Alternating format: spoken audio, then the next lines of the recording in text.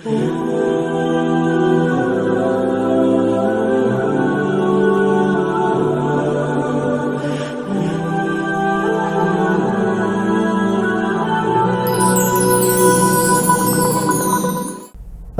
আলাইকুম রহমতুল্লাহি ওবারাকাতুহু। মুমিনের আয়নার নতুন একটি পর্বে আপনাদের সবাইকে জানাচ্ছি আন্তরিক মোবারকবাদ এবং শুভেচ্ছা। আজ কথা বলবো ইকামাতে দিন প্রতিষ্ঠায় একজন মুমিনের দায়িত্ব এবং কর্তব্য নিয়ে।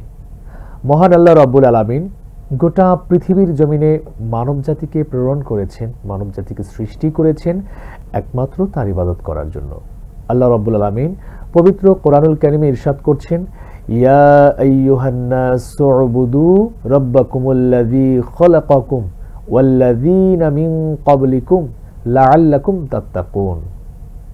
হে মানব জাতি, তোমরা তোমাদের ওই প্রতিপালকের ইবাদত করো, যে রব, যে প্রতিপালক তোমাদেরকে সৃষ্টি করেছেন, তোমাদেরকে বানিয়েছেন, যেমনইভাবে সৃষ্টি করেছেন তোমাদের পূর্ববর্তী সকলকে, যেন তোমরা তাকওয়া অর্জন করতে পারো।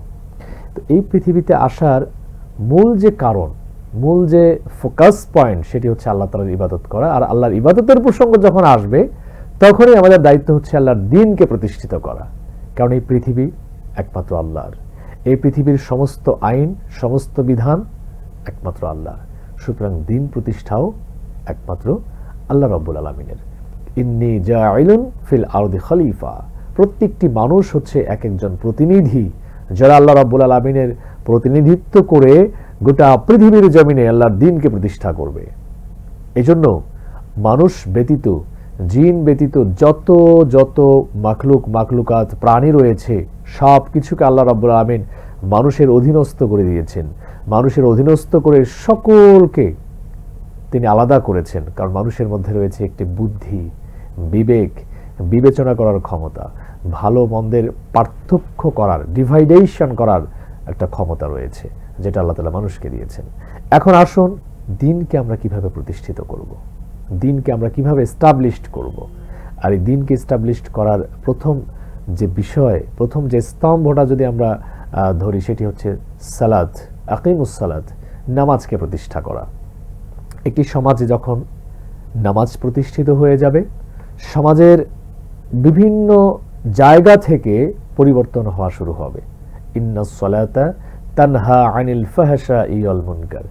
নামাজ মানুষকে সকল প্রকার অন্যায় কাজ, মন্দ কাজ, গর্হিত কাজ থেকে বিরত রাখছে। এজন্য নামাজকে প্রতিষ্ঠা করলেই আমরা মনে করি যে সমাজে দ্বীন প্রতিষ্ঠার কার্য বিশেষ শুরু হয়ে যাবে। আল্লাহ রাব্বুল আলামিন বলছেন, ফাইদা কুদিয়াতিস সালাতু ফান্তাশিরু ফিল আরদ ওয়াবতাগু মিন ফাদলিল্লাহ। আল্লাহ রাব্বুল আলামিন বলছেন, তোমরা যখন নামাজ হয়ে যাবে, নামাজের পরে তোমরা জমিনে ছড়িয়ে পড়ো। তোমরা জমিনে যে যার মতো কাজ করতে থাকো, যার যে পেশায় নিয়োজিত রয়েছে, পেশা থেকে তোমরা নিজেদের রুটি রুজি অন্বেষণ করো। তো একদিকে নামাজ প্রতিষ্ঠা, অন্যদিকে নামাজের পাশাপাশি আমাদের সামাজিক কার্যাবলীর যে নির্দেশনা, কত চমৎকার করে আল্লাহ রাব্বুল আলামিন আমাদেরকে জানিয়ে দিচ্ছেন। আর এভাবেই আমরা নামাজ প্রতিষ্ঠার মধ্য দিয়ে সমাজের অন্যায়কে, সমাজের জুলুমকে আমরা দূরীভূত করতে পারব। কারণ একজন মুমিন যখন নামাজ আদায় করবে, নামাজের মধ্য দিয়ে সে আল্লাহ রাব্বুল আলামিনের নৈকট্য হাসিল করতে পারবে। নামাজের মধ্য দিয়ে আমরা আল্লাহ রাব্বুল আলামিনের বিধানগুলিকে অনুসরণ করতে পারবো। নামাজের মাধ্যমে আমার কাছে মনে হবে যে আমি নামাজি, আমি আল্লাহ রাব্বুল আলামিনের একজন খাস বান্দা হিসেবে আমার মধ্যে পাপ, কৌটিল্যতা, পাপাচারের কোনো চিন্তা আর থাকবে না। এই জন্য সবার আগে আমাদের দরকার নামাজ। এর পাশাপাশি দ্বীন প্রতিষ্ঠার জন্য, সমাজের সাম্য প্রতিষ্ঠার জন্য যাকাতের বিধানটা আমাদেরকে অত্যন্ত গুরুত্ব আরোপ করেছে। যাকাত যখন আমরা প্রতিষ্ঠিত করতে পারবো, সমাজের সমতা আসবে, সমাজে একটি ব্যালেন্স আসবে। এই জন্য আল্লাহ রাব্বুল আলামিন পবিত্র কোরআনুল কারীমে 83 বার নামাজের পাশাপাশি, সালাতের পাশাপাশি যাকাতের কথা বলেছেন। আকিমুস সালাত ওয়া আতুজ যাকাত ওয়ারকাউ মা'আর রাকিন। আল্লাহ তাআলা বলছেন, তোমরা নামাজকে প্রতিষ্ঠা করো, যাকাত প্রদান করো এবং রুকুকারীদের সাথে রুকু করো, জামাতের সাথে তোমরা নামাজ আদায় করো। তো এভাবে নামাজের মাধ্যমে যখন আমরা সমাজে সামাজিক কাঠামোগুলো প্রতিষ্ঠিত করছি, তেমনি অর্থনৈতিক ইমব্যালেন্সকে ব্যালেন্স করার জন্য, ভারসাম্যপূর্ণ করার জন্য যাকাতের বিধানটাকে কার্যকর করা হয়েছে। কারণ যাকাতের মধ্যে ধনী গরিবের মধ্যে ভেদাভেদটা অনেকাংশে কমে আসে। তো এরই পাশাপাশি মুমিনগণ নামাজ এবং যাকাতের মাধ্যমে ইকামাতে দ্বীন প্রতিষ্ঠা অত্যন্ত গুরুত্বপূর্ণ ভূমিকা পালন করে। এরপরে আরেকটি গুরুত্বপূর্ণ বিষয় হচ্ছে অন্যায়ের সাথে আপোষ না করা, অন্যায় কাজের সাথে নিজেকে না মেলানো, বরং অন্যায়ের প্রতিবাদ করা, জুলুমের প্রতিবাদ করা। একজন প্রকৃত মুমিন কখনো অন্যায়কে প্রশ্রয় দিতে পারে না। সে প্রতিনিয়ত অন্যায়ের সাথে জিহাদ করছে, সে প্রতিনিয়ত অন্যায়ের সাথে যুদ্ধ করছে। আল্লাহ রাব্বুল আলামিন পবিত্র কোরআনুল কারিমে জানিয়ে দিচ্ছেন, ইয়া আইয়ুহাল্লাযীনা আমানু হাল আদুল্লুকুম আলা তিজারাতিন তুনজিকুম মিন আযাবিন আলীম। আল্লাহ তাআলা ঈমানদারদেরকে বলছেন, হে ঈমানদারগণ, আমি কি তোমাদেরকে এমন একটি ব্যবসায়ের সন্ধান দেব, এমন একটি বিজনেসের সন্ধান দেব যেটি তোমাদেরকে জাহান্নামের আযাব থেকে রক্ষা করবে, জাহান্নামের আযাব থেকে মুক্তি দিবে। সেটি কি? তুমিনুনা বিল্লাহি ওয়া রাসূলিহি ওয়া তুজাহিদুনা ফি সাবিলিল্লাহি বিআমওয়ালিকুম ওয়া আনফুসিকুম। সেটি হচ্ছে আল্লাহ এবং তার রাসূলের আনুগত্য করা, আল্লাহ রাব্বুল আলামিন তার উপরে ঈমান আনা এবং তার রাসূলের প্রতি ঈমান আনা, এবং নিজের জান দিয়ে মাল দিয়ে আল্লাহর রাস্তায় সহযোগিতা করা। এটি হচ্ছে ঈমানদারদের প্রতি আল্লাহ তাআলার নির্দেশনা। তো একজন ঈমানদার যখন আল্লাহর উপরে নির্ভরশীল হয়ে যাবে, আল্লাহ রাব্বুল আলামিনের উপরে ঈমান আনবে, তার রাসূলকে অনুসরণ করবে এবং নিজের জান দিয়ে মাল দিয়ে দ্বীন প্রতিষ্ঠার জন্য কাজ করবে, এটিই তো সবচাইতে সফল ব্যবসা, এটি তো সবচাইতে সফল বিজনেস, যার মাধ্যমে দ্বীন প্রতিষ্ঠা হচ্ছে, নিজের আত্মশুদ্ধি হচ্ছে, নিজেকে আরও বেশি পরিস্ফুটিত করা যাচ্ছে। আজকে দ্বীন প্রতিষ্ঠার ক্ষেত্রে বাধা আসবে।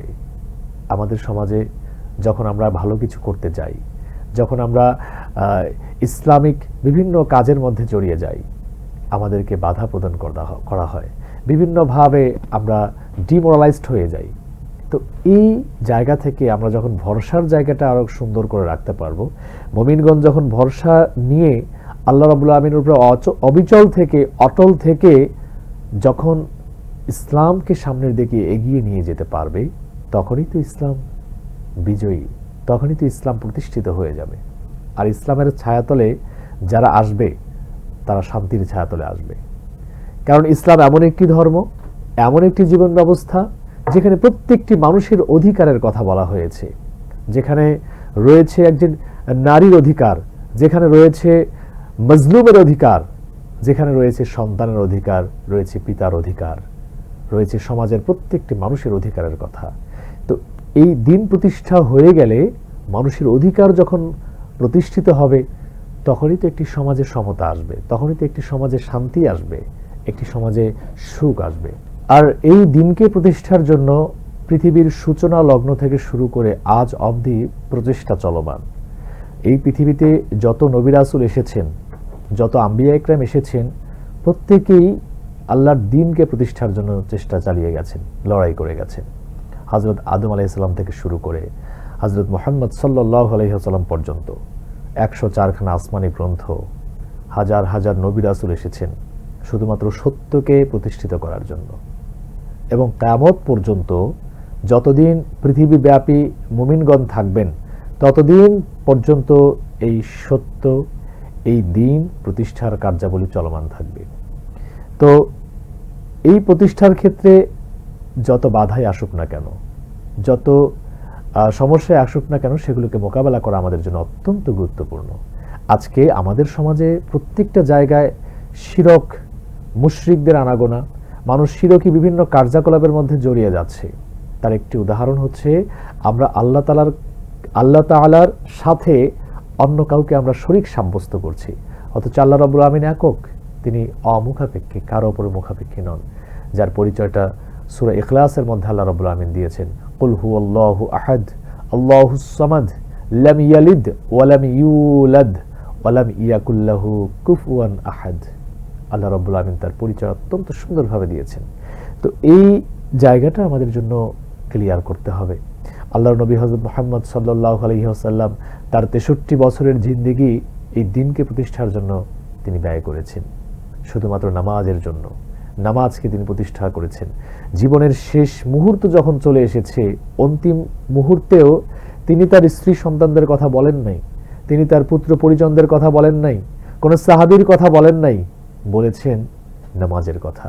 আকিমুস সালাত, আকিমুস সালাত, নামাজকে প্রতিষ্ঠা করো।